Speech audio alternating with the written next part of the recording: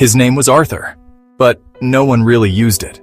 To the students who rushed past him in the crowded hallways, he was just the janitor, a shadow with a set of keys and a squeaky cart. His life was a collection of quiet rhythms. The swish of a mop on a linoleum floor, the clang of a metal bucket, the groan of a heavy trash bin being dragged to the curb. He moved through the world almost unseen, a ghost in a blue jumpsuit, cleaning up the messes left behind by lives much louder and bigger than his own. He was the punctuation at the end of their day, a period no one noticed, but was necessary all the same. Every morning, long before the first school bell rang, Arthur was there. The sun would just be stretching its fingers over the horizon, painting the sky in soft shades of orange and pink. He would unlock the heavy doors, and the smell of stale air and chalk dust would greet him like an old friend. He saw the school in its quietest moments, before the chaos of learning and laughter and teenage drama arrived. He knew the building's secrets. The loose floorboard in the history classroom, the window that always stuck in the library, the faint pencil-scrawled declaration of love hidden behind a radiator in the science lab. He was the keeper of these small, forgotten details. His days were marked by the bell. First period, he'd clean the faculty lounge. Third period, he'd check the restrooms. Lunch was a symphony of chaos he had to orchestrate back into order, wiping up spilled milk and picking up discarded sandwich crusts.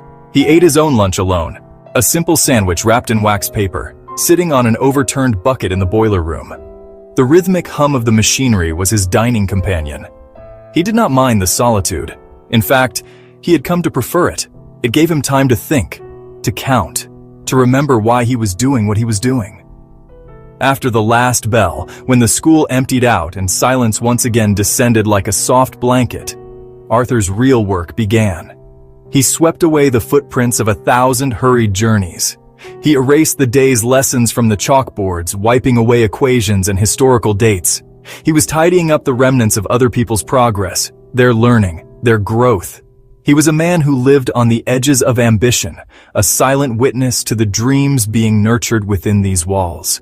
And in the quiet hum of his fluorescent-lit world, he was nurturing a dream of his own, one that was bigger and more profound than anyone could ever imagine. Arthur hadn't always been a man of silence and shadows. There was a time, long ago, when his own hands held books instead of a broom.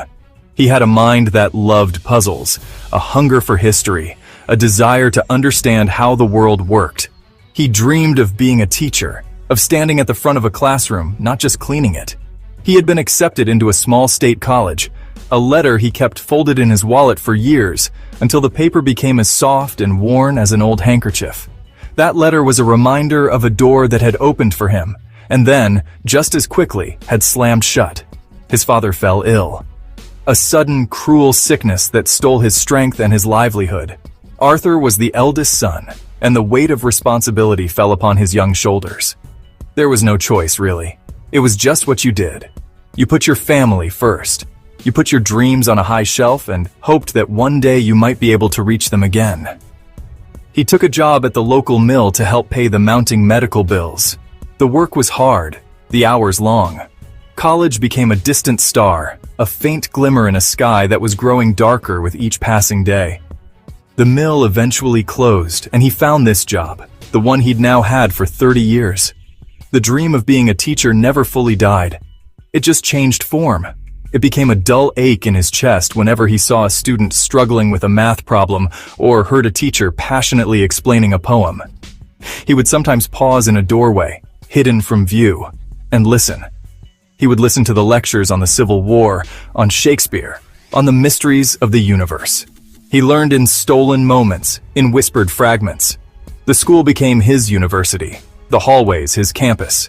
He was a student in spirit, even if his hands were calloused from labor instead of stained with ink. This unfulfilled longing became the seed of his secret mission. He knew what it felt like to have potential locked away. He understood the heavy price of a dream deferred. He saw it in himself every time he looked in the mirror. He saw a man who could have been something else. And so, he started to save. It began small. $1 here, $5 there. Spare change collected in a large glass jar. He was saving for a ghost. He was saving for the young man he used to be. the one who never got his chance. He didn't know who he was saving for, but he knew why. He was saving to open a door for someone else.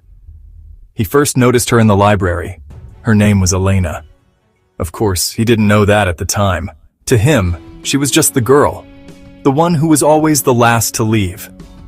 Long after her friends had gone home, long after the librarians had made their final announcements, she would still be there.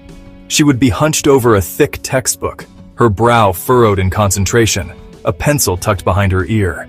Her backpack, sitting on the chair beside her, looked heavy enough to anchor a ship. Arthur would begin his nightly cleaning of the library, and she would barely look up.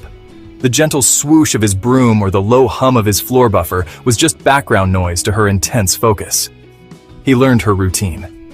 He knew she would stay until the final 10-minute warning, then pack her heavy bag with a sigh, her shoulders slumping under the load. He saw the exhaustion in her eyes, but underneath it, he saw a fire, a fierce determination that reminded him of someone he once knew. One evening, he was emptying the trash can near her table and found a crumpled piece of paper. It was a financial aid application, filled with zeros and unanswered questions. He saw a section for parental income, and the numbers were heartbreakingly small. He saw another form, an application for a scholarship she had been denied. He quickly smoothed the paper out and put it back, his heart heavy. He had seen her talking to the guidance counselor. He had seen the hopeful look on her face turn to one of quiet disappointment. He was a man who noticed things, and he was starting to piece together her story. From then on, he watched her more closely, not as a janitor, but as a guardian. He would see her in the cafeteria, choosing only an apple and a carton of milk for lunch, saving the few dollars she had. He saw the worn-out soles of her sneakers. He saw her working a part-time job at a diner after school, her school uniform swapped for a stained apron, her face etched with a weariness that no teenager should know. She was fighting a battle on two fronts, one for her grades and one for her survival. And Arthur knew, with a certainty that settled deep in his bones, that he had finally found the person he had been saving for. The decision to save for a stranger, for this specific stranger, changed everything. His quiet mission now had a face. It had a name. It had a purpose that was real and tangible. The glass jar in his closet was no longer just a collection of coins and bills. It was Elena's future. Every dollar he added was a brick in the foundation of her dream. This new focus brought a sharpness to his sacrifices, making them both harder and easier. Harder, because the need felt so immediate. Easier, because he knew exactly who he was helping. His life, already simple, became even more Spartan.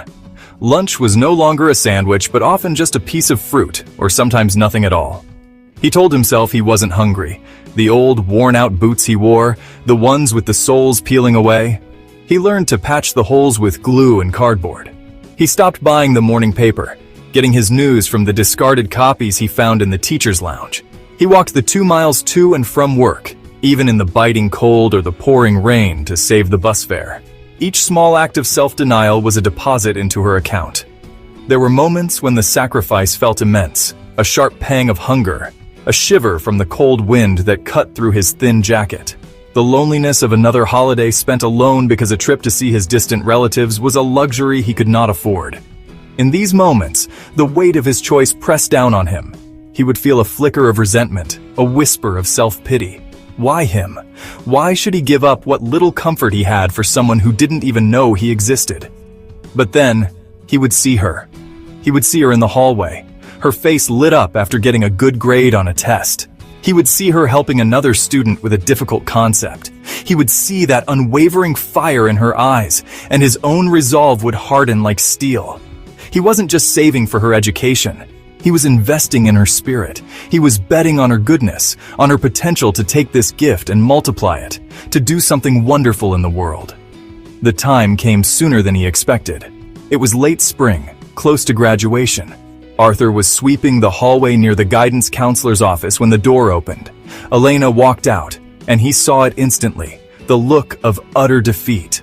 Her face was pale, and her eyes were red-rimmed, as if she had been holding back tears. She walked slowly, her heavy backpack for once seeming to match the crushing weight on her shoulders. She didn't go to the library. She went to an empty classroom and sat at a desk, putting her head in her hands. That night, he went home and did not turn on the television. He did not read. He walked to the closet and took out the large glass jar. He poured the contents onto his kitchen table. A mountain of coins, a sea of crumpled bills. Ones, fives, tens, and the occasional precious 20. He began to count. For hours he sat there, his fingers sorting and stacking. It was more than a tally of money. It was a tally of his life for the past several years. Every skipped meal, every cold walk, every small act of denial. When he finally finished, the sun was beginning to rise. The total was there, written on a small notepad. It wasn't a fortune, not by a long shot. But he knew from the crumpled form he had seen that it was enough. It was enough for tuition for the first year at the local community college. It was enough to keep the dream from dying. It was a start. He looked at the pile of money, the physical manifestation of his sacrifice. There was no hesitation. There was no last-minute doubt. There was only a profound sense of peace. He knew what he had to do. The choice had been made long ago. Tonight was just the confirmation. The next day, Arthur acted with a quiet urgency. He took the money, all of it, to the bank and asked for a cashier's check. He then typed a short, simple letter. He was not a man of many words. The letter said, "Someone believed in you once. Now it's my turn. This is for your first year. Make it count." He signed it simply, "A friend." He put the check and the letter into a plain white envelope. He wrote Elena's name on the front. He waited until the end of the day, after the halls had cleared. He walked to her locker, his heart pounding in his chest like a drum. He felt like a spy on a secret mission. This was the culmination of everything. He slipped the envelope through the small slot in the locker door. It landed softly inside. He paused for a moment, his hand resting on the cool metal. He sent a silent prayer with the gift, a hope that it would be received in the spirit it was given. Then, he turned and walked away, disappearing back into the shadows of the school, his role in the story complete. A few days later, Arthur acted with a quiet urgency. He took the money, all of it, to the bank and asked for a cashier's check. There was a look of bewildered joy on her face, a radiant glow that seemed to emanate from within. She was holding a piece of paper, a registration form for the community college. She was showing it to a friend, laughing, a sound of pure, unadulterated happiness that echoed down the hall and filled Arthur's heart to bursting. He never told her. He never told anyone. He watched from a distance as she graduated with honors. He watched her go off to college. He would occasionally see her when she came back to visit her old teachers, and he would simply nod as she passed, a quiet man with a broom. She would smile back, a polite, distant smile for the janitor she never really knew. He did not need her thanks. Seeing her succeed was enough. Seeing her dream unfold, a dream he had helped keep alive, was the greatest reward he could ever imagine. His sacrifice had not been in vain. It had become her beginning. Years passed. The school changed. New students filled the halls. New teachers occupied the classrooms. But Arthur remained, a constant presence. He was older now, his steps slower, his hair whiter. His secret remained locked away in his heart, a warm and private memory. He had started saving again in the same glass jar, though without a specific person in mind. One afternoon, a young woman came to the school. She was poised and professional, dressed in a smart suit. She was looking for the principal. Arthur, polishing a trophy case in the main lobby, directed her to the office. "I'm sorry," she said. "Do I know you?" "I don't think so, ma'am. I've just worked here a long time." Arthur didn't know her name was Dr. Elena Ramirez. She was there to announce a new scholarship program. The scholarship was called the Friend Fund. It would help one graduating senior every year who demonstrated academic promise and significant financial need. At a school assembly, the principal announced it and told the story behind it. He spoke of a former student, a brilliant young woman, a dedicated young woman, who had almost given up on her dream of college. At her lowest moment, a miracle happened. An anonymous gift from a friend appeared and gave her the start she needed. She became a successful doctor, and now she was paying that kindness forward. From the back of the auditorium, where he stood with his cart, Arthur listened, his eyes filled with tears. He watched Elena on stage, speaking passionately about a single act of kindness. He saw the full circle. His small, secret sacrifice had not just changed one life, it had blossomed. It had multiplied. It was now a legacy opening doors for students for years to come. His quiet gift was no whisper. It was an echo through the school halls. He was just a janitor, but he had changed the world for more people than he would ever know. We live our lives thinking that to make a difference, we must do something grand. We must be loud. We must be seen. We believe that change is the result of big actions, of powerful people, of wealth and influence. We wait for the perfect moment to be generous, for the day when we have enough to spare. But life is not made of grand gestures. It is built from small, quiet moments. It is constructed from the simple, everyday choices we make when no one is watching. The story of Arthur the janitor is a testament to this truth. His was a life of quiet dignity. He did not have much. The world might even call him poor, but he possessed a richness that cannot be counted in a bank account. He had empathy. He had purpose. He understood a fundamental lesson that many of us forget, that we are all connected. He saw his own past in a stranger's future and chose to build a bridge between the two. He did not give from his abundance, he gave from his scarcity, and in doing so, his gift held the weight and value of 1,000 fortunes. It was a sacrifice born of love. The impact of his gift did not end with Elena's tuition. That was just the first ripple. It radiated outward, touching her friends, her family, her future patients, and the countless students who would one day benefit from the scholarship she created in his honor. A single, anonymous act of kindness became a perpetual motion machine of generosity. This is the incredible mathematics of the human heart. When you give selflessly, the gift is never diminished. It is multiplied. It grows. It takes on a life of its own. In the end, what is a life well lived? Is it the accumulation of accolades and possessions? Or is it the impact we have on others? Arthur sought no recognition. He desired no thanks. His reward was in the act itself, in knowing that he had eased a burden, opened a door, and allowed a beautiful spirit to soar.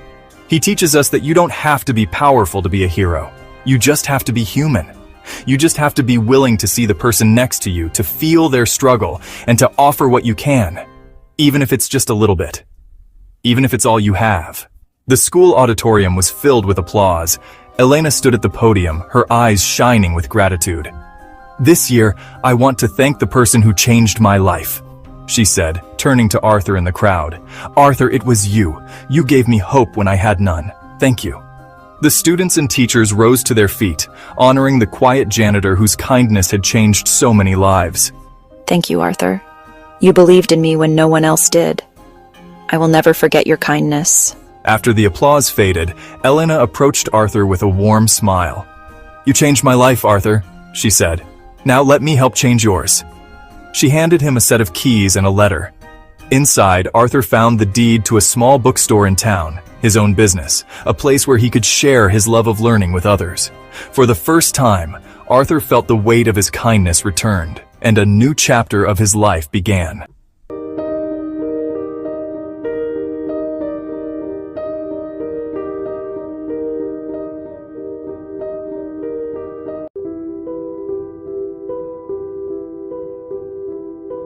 But the Sterlings, blinded by envy, could not accept Anna's newfound power.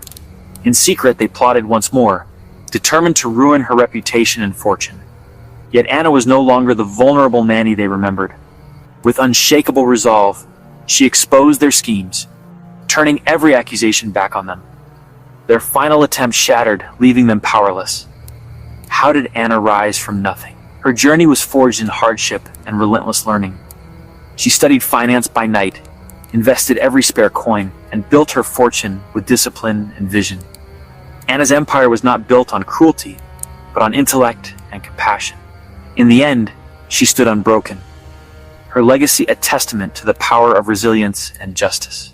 Anna was a study in quiet resilience, a ghost in the grand tapestry of the Sterling estate, worn-out apron on a hook. She came from a world of cracked pavement, shared walls, where kindness was currency. Hard work was the only inheritance. Her hands, chapped from labor, were gentle. In the Sterling mansion, cruelty was not a sudden storm, but a constant corrosive drizzle. It wasn't found in overt blows or raised voices. No, it was far more insidious.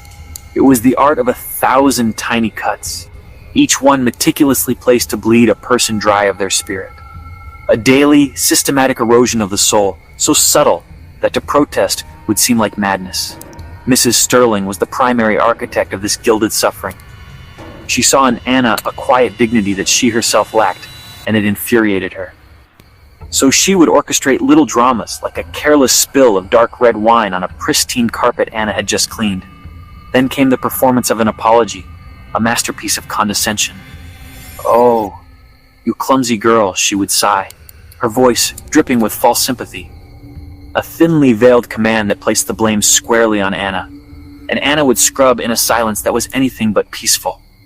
Inside her, a storm of humiliation and anger raged, but on the outside, she was a mask of obedience, knowing any crack in her composure would only invite more pain. Mr. Sterling's cruelty was one of omission, a calculated indifference that made Anna feel invisible. He would never acknowledge her presence beyond a clipped command. His dinner would be sent back to the kitchen. "It's cold," he'd state flatly. Again and again, she would make the long walk, each trip a deliberate reminder of his absolute power over her time. Then, there were the evenings with guests, when they would unite in their sadism. They'd discovered a simple rhyme from Anna's childhood and turned it into a party trick. "Sing for us, Anna," they'd command, their faces alight with amusement. And she would have to stand there, reciting the innocent words while the room filled with derisive laughter. It was a spectacle of humiliation, a punishment for an infraction that never occurred, designed solely to remind her of her place. In the cold, calculated world of the Sterlings, every action had a purpose, every person a function. So, the question was inevitable. Why Anna? Why did this one woman become the focal point of so much malice? The answer, when you understand their nature, is elementary. In that house, survival was an art form. The other staff had mastered it, learning to blend into the decor, to become as silent and unseen as the portraits on the walls. They learned to muffle their footsteps, to lower their gaze, to offer the vacant smiles and hollow agreements the Sterlings demanded. They became ghosts in their own lives, trading their substance for safety. But Anna could not, or would not, disappear. She refused to participate in the quiet cruelties that held the household together, the whispered gossip, the casual lies to cover a Sterling's mistake. In this carefully curated darkness, her integrity was a shard of light, a glaring anomaly that hurt their eyes. She became a mirror they were forced to look into every day, and they despised the reflection. It didn't show them their power or their wealth. It showed them their own emptiness, their moral decay. And for that, they could never forgive her. Her refusal to lie wasn't just about morality in their world. It was an act of defiance. Every honest answer was a quiet declaration that their power had limits, that it could not command her soul. Worse still was her influence on the children. Her simple kindness, her empathy, these were poisons to the ruthless dynasty the Sterlings were building. They were forging predators, sharks designed to navigate the bloody waters of their world. She offered humanity, and so she became a pariah. Even the other staff kept their distance. They knew she was a lightning rod for the Sterlings' displeasure. To stand with her was to be struck down alongside her. She was a solitary pawn on their grand chessboard, cornered for sport, a lesson to all others, because in their world, the foundational rule is brutally simple. Kindness is weakness, a flaw to be extinguished. But sometimes the softest light outlives the fiercest storm. The pressure mounted, a geological inevitability, meticulous work as a shield. Her competence reframed as flaw. Tension clung to drapes and corners. Everyone sensed the break approaching. A small mercy. A child's clumsy flower. The petals of paper felt like something sacred ruined. In that instant, the future was clear.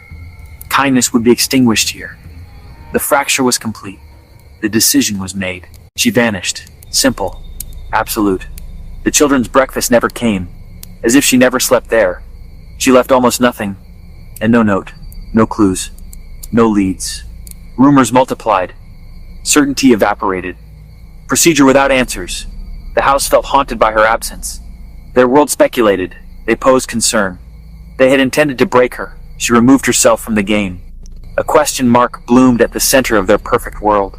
The Sterlings soon discovered Anna was gone. Panic turned to fury as they realized she had outwitted them. Determined to find her, they searched every room, their voices echoing with threats. In the shadows of the estate, the Sterlings whispered of revenge. Their hatred grew, vowing that if Anna was found, she would not escape again. They sent their most loyal servants and hired men into the night, scouring the grounds and nearby roads, desperate to silence Anna forever. The world saw a mystery. She was the architect of her own liberation. Finance became her textbook. She created a digital ghost, an identity untraceable. A pittance became seed capital. Timing and precision, clockwork escape. She left at first light, blending with the cleaning crew. She did not hide. She invested. Shrewd, high-risk bets in markets she'd studied. A gamble, calculated, disciplined. She was no longer a nanny. She was a strategist. In silence, she rewrote the rules that had written her. Wealth did not fall into her lap. It was forged. Sleepless nights, relentless determination, knowledge and capital, her only luxuries. A research bet soared, her first real turning point. She diversified and scaled. The legend of grew in quiet corners. Power increased, identity sealed. Wealth as tool, security, not spectacle. She remained humble, disciplined, focused. Satisfaction in the victory of earning it. From nothing, an empire of intellect. In place of the nanny stood a woman of mysterious power. Fortune is a fickle mistress. The Sterlings, blinded by arrogance, never saw the precipice. Their empire, built on moral shortcuts, began to rot from within. Bad bets and unchecked greed led to a scandal that bled their coffers dry. The Sterling name, once a symbol of power, became a public disgrace, feasted upon by a relentless media.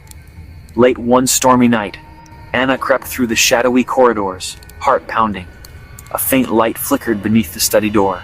Inside, she found hidden ledgers and coded documents, evidence of an illegal empire built on fraud and shadowy deals.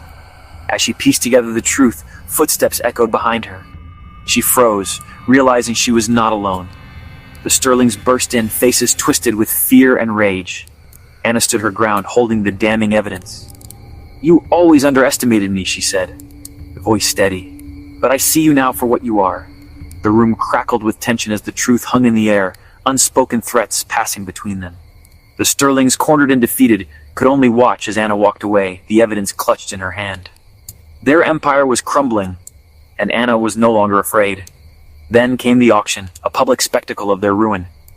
Each treasure was paraded before former friends and rivals. It wasn't just a sale, it was a ritual of humiliation.